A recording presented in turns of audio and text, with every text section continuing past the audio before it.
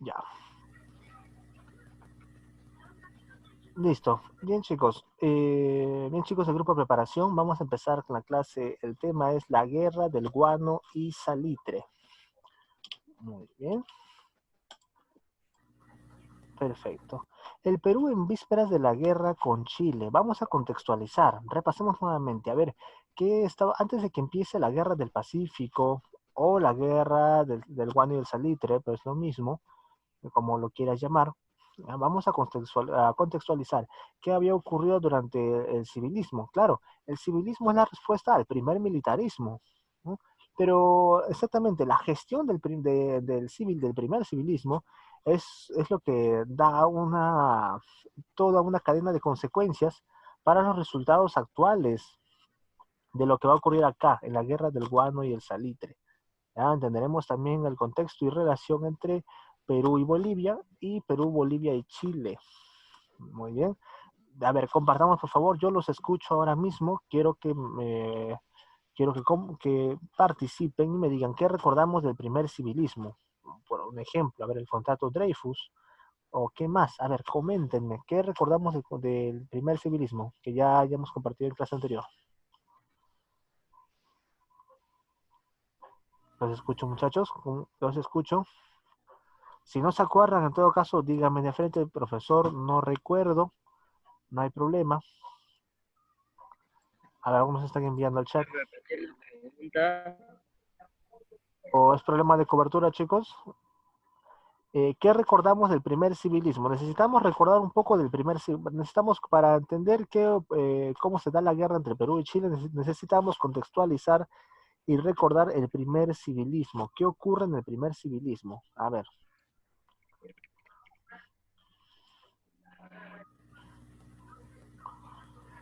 ¿Qué recuerdan del primer civilismo, chicos? Rápido, saquen su cuaderno. Debe estar listo ya. Vamos, vamos.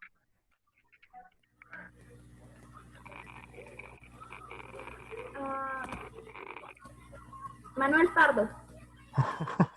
Ya, Manuel Pardo. Pero básicamente no los personajes, sino, chicos, las gestiones. ¿Qué ocurrió en el primer civilismo? ¿Qué hizo Pardo con su gestión? ¿Qué hizo con el Perú? ¿Cómo respondió? ¿Qué estuvo ocurriendo? Se firmó el Tratado de Defensa con Bolivia. Ah, ahí está, claro, claro. Muy bien, muy bien, muy bien. Ese es un buen elemento, que sí tiene, por supuesto, repercusión actualmente. Educación. Ah, claro, así es, impulsa la educación de los dos tipos de escuelas, ¿verdad? O tres Sí. tipos de escuela. ¿Cuántos tipos de escuela mencionó en el primer civilismo? 4. ¿Cuáles eran? Inicial, primaria, media y universitaria. No recuerdo la inicial, pero bueno, no, no eran tantas, pero bueno, está bien, ¿ya? La educación media y la educación superior, no se olviden, la educación superior, ¿ya? Que se volvió educación de acceso para personas públicas, ¿no? A partir de allí, del civilismo. Bien, bien chicos, bien, bien, bien. Bueno, vamos a Profesor, tomar, sí, dinos, Rosemary. ¿puedes dejar ir el baño en 5 minutos, por Ya, favor? corre, corre, está bien, está bien. Gracias. Amable No de hay, su parte. no hay problema. Chicos, ante todo les recuerdo que la clase en este momento está siendo grabado, así que, bueno, todo se sube directamente a la clase tal como está. Sus comentarios y todo por tal están siendo grabados y comentados. No fue ponerlos nerviosos, ¿no? Incluso para mí. No se preocupe, con total espontaneidad. Igual, después de todo, esas clases solamente son reproducidas y escuchadas por nosotros mismos, a quienes a ustedes les interesa repasar el tema, ¿ya? Básicamente. Bien, no, me quedo con el comentario, sobre todo el aporte de nuestro compañero Jefferson, ¿no? Nos habló justamente de la relación entre Perú y Bolivia, ¿no? Y su tratado de alianza que obtuvieron. Ese tratado de alianza es el responsable de por qué se empieza a desencadenar la guerra del Pacífico. Recordemos un poco de los recursos del guano y el salitre compartidos tanto entre Perú, Bolivia y Chile. Teníamos un trato, claro, había un trato de importación de beneficio mutuo para los tres países.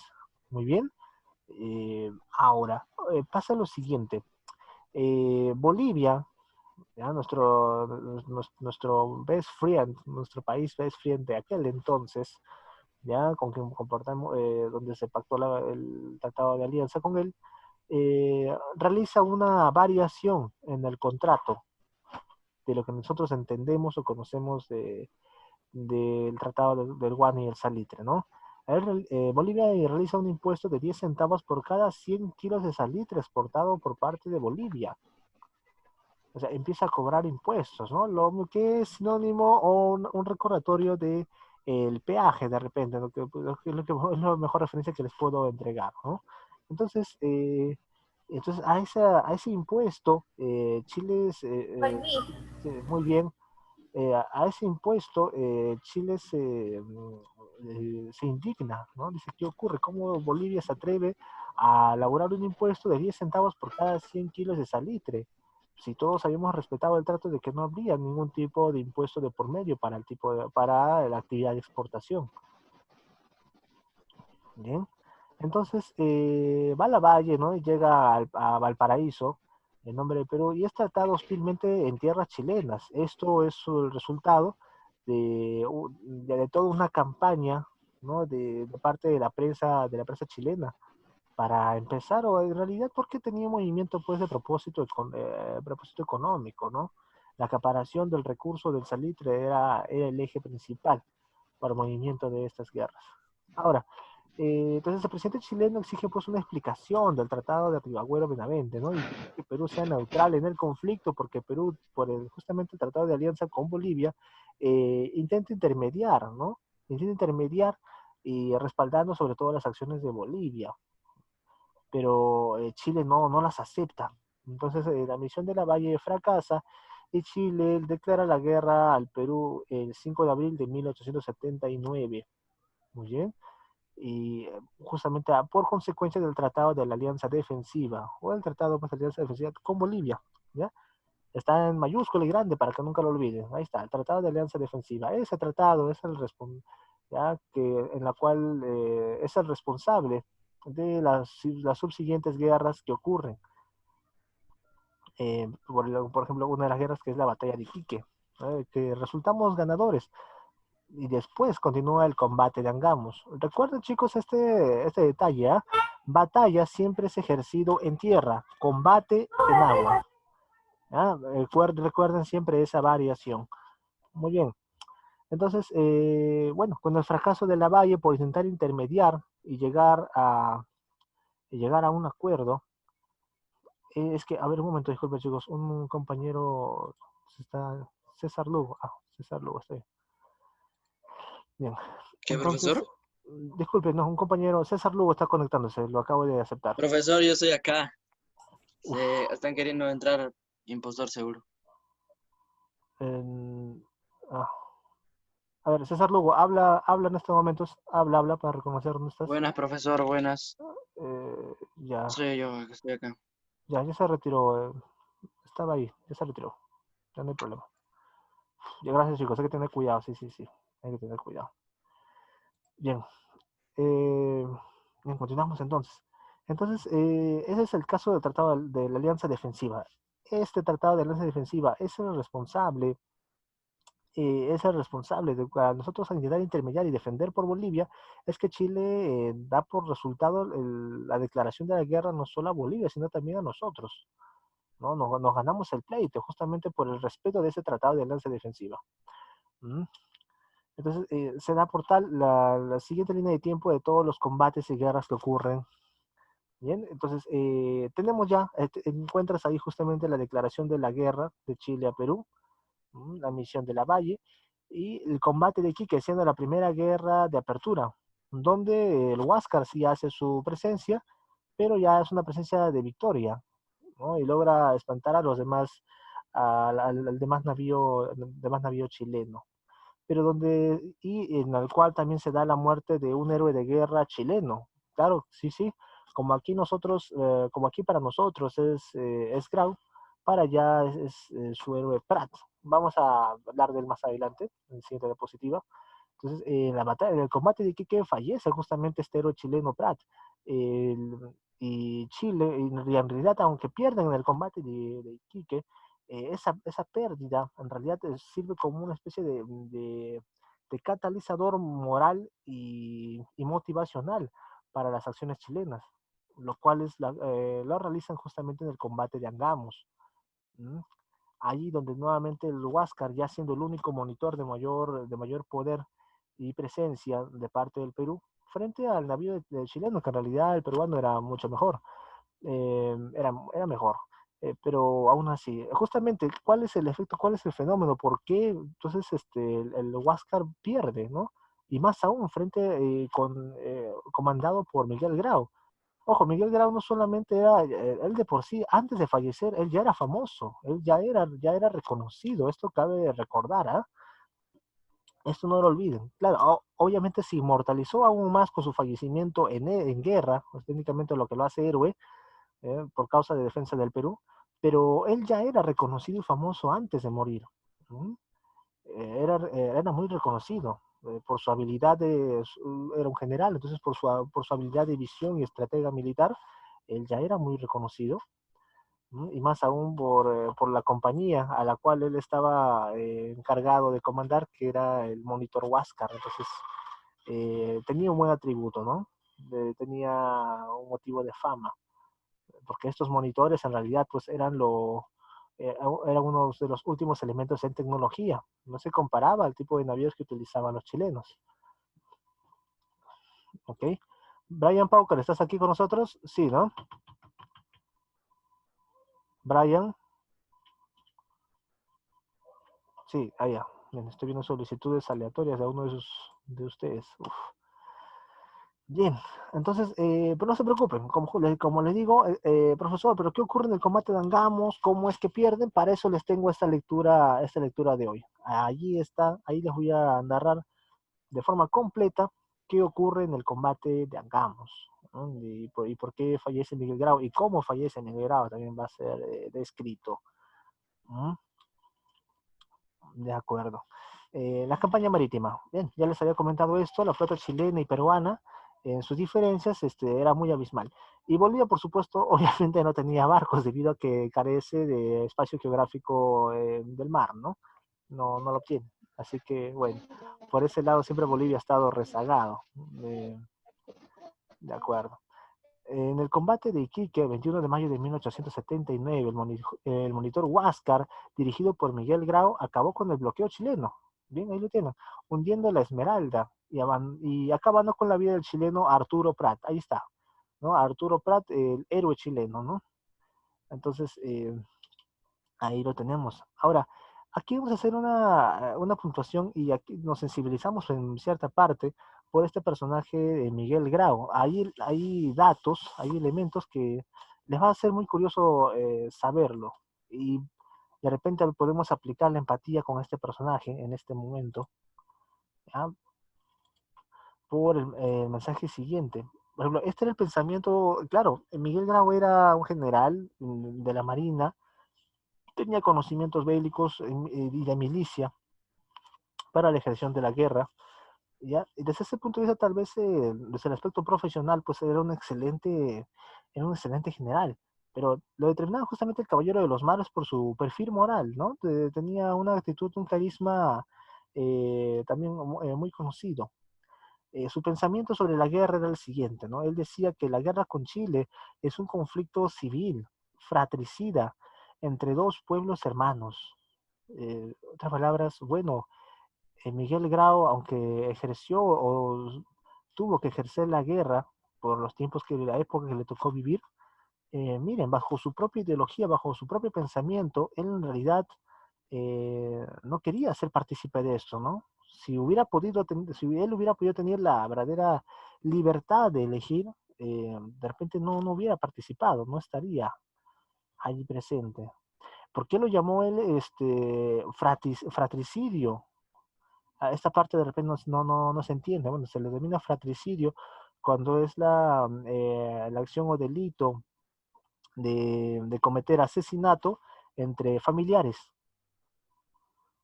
Sí, sí, entre familiares.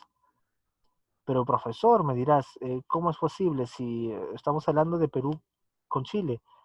¿Qué familiaridad puede haber entre Perú y Chile? Porque lo dicen dos pueblos hermanos. Bueno, son dos países del mismo continente, ¿m? Con la misma realidad, con el mismo pasado de conquista.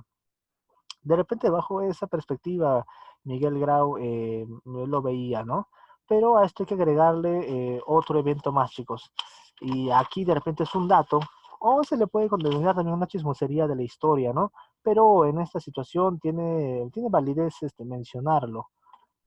Un ejemplo es que Miguel Grau en realidad tenía familiares chilenos, claro, familiares chilenos políticos, ¿eh?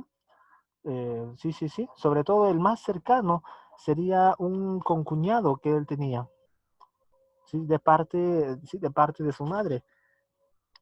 Entonces, mira, claro, y que por supuesto, al cual él seguramente era llegado. Entonces, imagínate que de repente cuál es el perfil afectivo con el cual tuvo que él lidiar para enfrentarse a Chile, ¿no? Con toda la convicción necesaria, aún conociendo, sabiendo de tener pues familia del parte del país enemigo de aquella época. Ujú. Su madre, doña Dolores Caberos de Grau, ¿no? Y su esposo, el ínclito héroe de Angamos, ellos tenían familiares chilenos, ¿no? De forma política, la cual daba con Miguel Grau. ¿Qué les parece? ¿Ustedes sabían ese dato, chicos? No, teacher. O No, ni idea. teacher. ¿No? ¿Te imaginas tú tener que enfrentarte por guerra ante un grupo, ¿no? Contrario, y que un familiar tuyo esté ahí del otro lado? ¿Te imaginas? ¿No? Miguel Grau tuvo que enfrentarse por medio de ello. Mira nada más, ¿no? Entonces, Miguel Grau tenía esa dificultad. Ujú. Además, ya al fallecimiento de Miguel Grau, como la noticia y las repercusiones mundiales se hicieron ver. Así es, así es. De repente esto casi nunca es comentado, ¿verdad? Pero sí, las guerras, en este caso, las guerras que ocurrieron del Pacífico entre Perú, Chile y Bolivia, sí fueron comentados y recordados por noticieros mundiales. Por ejemplo, aquí tenemos al New York Times, al New York Times, disculpen, dedicándole también un pequeño posteo en relación a la guerra ocurrida. Se los leo acá directamente para ustedes, ¿ya? Es el Nueva York, 10 de octubre de 1879. El Huáscar es un buque histórico, figurando en todos los combates navales en el curso de la guerra. Ha bombardeado a las poblaciones de los chilenos. Solo las fortificadas, lo pone entre paréntesis, son solo las fortificadas por el hecho de que está en tiempo de guerra. Perseguido y capturado los buques transportes y ha sido por varios meses el terror de la costa chilena, al mando de un hábil y valiente oficial y tripulado por hombres excelentes. El Huáscar ha sido siempre un formidable adversario. Londres, 10 de octubre de 1879. ¿Mm? Mira, pues estoy leyendo técnicamente en estos momentos directamente lo que el New York Times escribió sobre la Guerra del Pacífico. Fue una publicación directa sobre el evento. Acá hay otra, por ejemplo, una prensa también extranjera, mundial, el Herald, escribió también lo siguiente: no se necesita haber estado del lado de Perú en la infortunada guerra de Sudamérica para lamentar que el gallardo Huáscar haya sido capturado por los chilenos, algo que parecía buena suerte, pero probablemente no era sino competencia en su manejo. Ha colocado repentinamente este buque entre los más famosos que han surcado las aguas americanas. Ninguna empresa era demasiado grande ni demasiado pequeña para él que mantenga su antigua reputación, ahora que se halla en otras manos. Es muy dudoso, porque comandantes tan hábiles como Grau no hay muchos. Date cuenta, mira, una revista, un periódico mundial, ¿ya? De tiempos republicanos, ya conocían a Miguel Grau, era famoso a nivel mundial, puedes creerlo. Bueno, hoy en día, ¿quién lo recuerda, no? Solamente ya se limitó a su fama nacional, pero en aquel entonces, mira, era un personaje internacional muy famoso, como hoy de repente se puede estar citando, recordando, como hoy, por ejemplo, en noticiero se podrá estar reconociendo la actividad de Vizcarra, ¿no? Por el COVID, porque su gestión durante este momento de la epidemia va a ser muy recordado, ¿no? Como uno de los países sudamericanos con mayor aptitud económica para salvaguardar a los ciudadanos, porque lo que está haciendo acá la gestión del gobierno de Vizcarra no se está replicando en otros países sudamericanos, no se está haciendo, entonces es histórico. Entonces, pero bueno, son menciones culturales, mundiales, espontáneas, ¿no? Propios de la época que corresponde. Entonces, hoy el tema es el COVID, pues pero bueno, en 1870, 70 era la Guerra del Pacífico, ¿no? Esos son los eventos de la historia. Entonces, miren nada más, Miguel Grau estuvo recordado allí, lo tuvimos ahí para nosotros. Bien, chicos, acá esto fue el tema de la guerra del guano y el salitre. ¿Ya? Se está acabando los 3 minutos de la grabación de la transmisión del Zoom. Y aquí también finalizo la grabación, pero nos reconectamos inmediatamente ya para compartir la lectura de lo que ocurre en el combate de Angamos. Les haré la lectura de lo que ocurre justamente. Entonces, nos reconectamos inmediatamente, ¿ok? Hasta aquí.